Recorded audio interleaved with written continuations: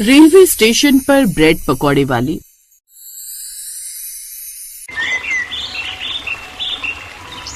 सुबह के 5:30 बजे का वक्त था। कोहरे से ढका छोटा सा रेलवे स्टेशन, नारायणपुर जंक्शन। चारों तरफ हल्की ठंड की धुंध और स्टेशन की सीटी बजाती ट्रेनों की आवाजें गूंज रही थी।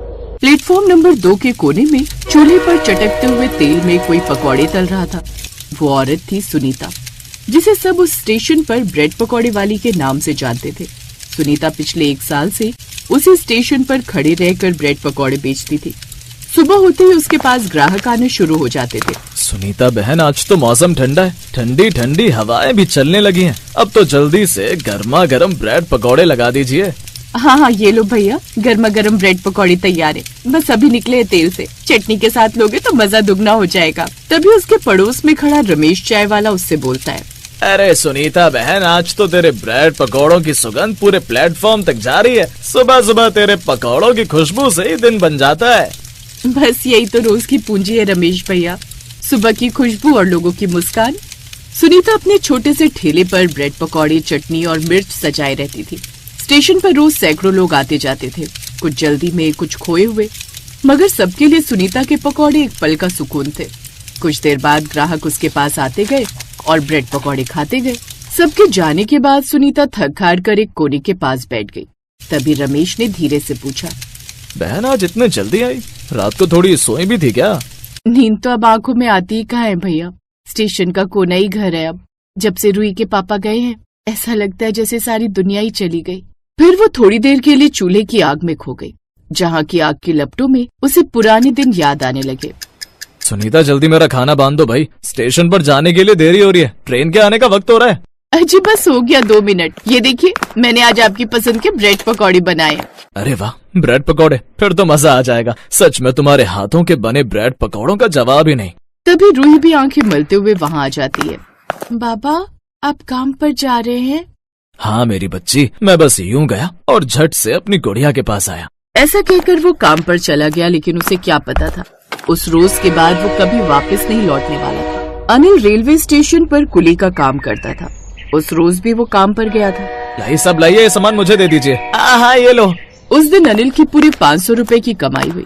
वो बड़ा खुश था और खुशी खुशी घर लौटने के लिए निकला ही था कि तभी ट्रैक पार करते वक्त एक हादसे में उसकी जान चली गई।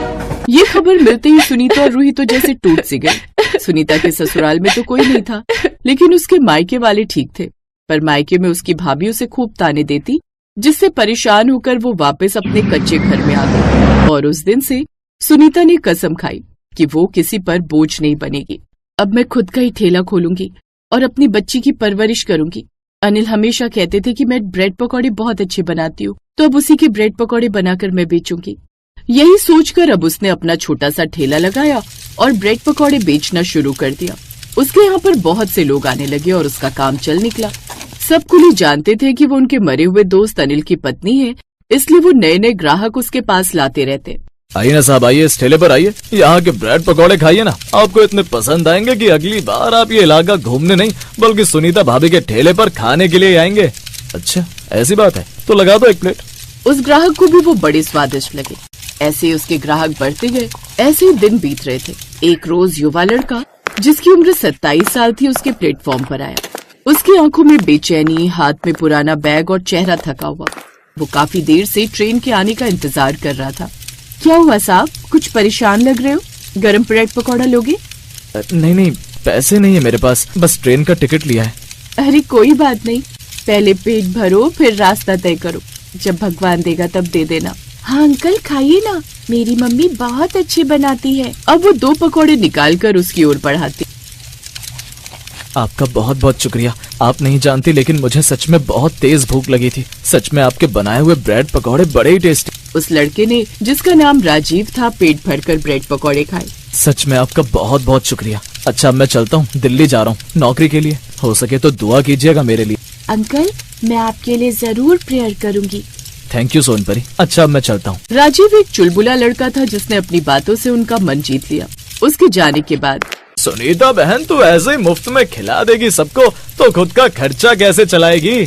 भैया अगर एक भूखा पेट भर जाए ना तो मेरा दिन सफल हो जाता है।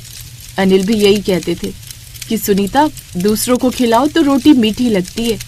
ऐसा कहकर वो मुस्कुराती है, लेकिन साथ ही उसकी आंखें नम भी हो जाती है। ऐसे ही दिन बीत रहे थे। फिर एक रोज उसके ठेले पर रेलवे इंस्पेक्टर वर्मा पहुंचते हैं, जो कि गुस्से में थे। अरे क्या गंदगी फैला रखी है? किसने कहा स्टेशन पर ठेला लगाने को? सब सामान हटाओ वरना जब्त कर लेंगे। लेकिन साहब, मैं तो सालों से यही हूँ, कोई शिकायत नहीं करता। मैं तो साफ सफाई रखती हूँ। नियम होते हैं। कल तक सब हटाओ, नहीं तो जुर्माना लगेगा और नहीं तो लाइसेंस बनवाओगी, समझे?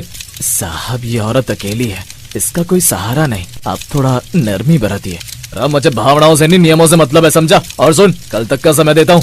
ऐसा कहकर वो वहाँ से चला जाता है। ये सुनकर सुनीता का चेहरा उतर जाता है। चूल्हे की लौ जैसे उसके दिल की आग के साथ धीमी पड़ जाती है। उस रात वो घर नहीं गई। उसी स्टेशन के पास बैठी यही सोचती रही कि कल क्या होगा। फिर रात के 10:30 बजे स्टेशन लगभग खाली था। सुनीता अपने ठेले के पास बैठी आसमान देख रही थी। अनिल, देख तो रहे हो ना, मैं अब भी लड़ी जा रही हूँ तुम्हारे सपनों को जिंदा रखकर। मत रो माँ, मैं हूँ ना। उस रात वो रूही के साथ उस स्टेशन पर अपने ठेले के पास ही बैठी रही। फिर सुबह स्टेशन पर फिर वही रौनक थी, लेकिन आज कुछ अलग था। ब्रेड पकौड़ों की खुशबू और लोगों की भीड़ और भी ज्यादा थी। लेकिन सुनीता के मन में एक ही डर सता रहा था कि कहीं आज ये उसके ठेले का आखिरी दिन ना हो। फिर एक आदमी सबके बीच से आगे बढ़ते हुए आया। ये वही युवा लड़का था, लेकिन इस बार वो सूट पहने, हाथ में अखबार और आत्मविश्वास से भरा हुआ था। अरे तुम तो वही हो ना, दिल्ली जाने वाला? जी हाँ, मैं वही हूँ। वो नौकरी मिल गई मुझे, और ये देखिए। फिर वो अखबार खोलता है। उसमें उसकी फोटो और हेडलाइन होती है, रेलवे स्टेशन के ब्रेड पकौड़े वाली ने बदल दी जिंदगी, प्रेरणा स्रोत कहानी। ये क्या है? मैंने आपकी कहानी सोशल मीडिया पर शेयर की थी। अब सब आपकी मदद करना चाहते हैं। रेलवे विभाग ने भी आपको लाइसेंस देने का वादा किया है। तभी इंस्पेक्टर वर्मा भी आ जाते हैं। सुनीता जी, अब आपका ठेला किसी से नहीं हटेगा। स्टेशन प्रशासन ने आधिकारिक परमिट दे दिया।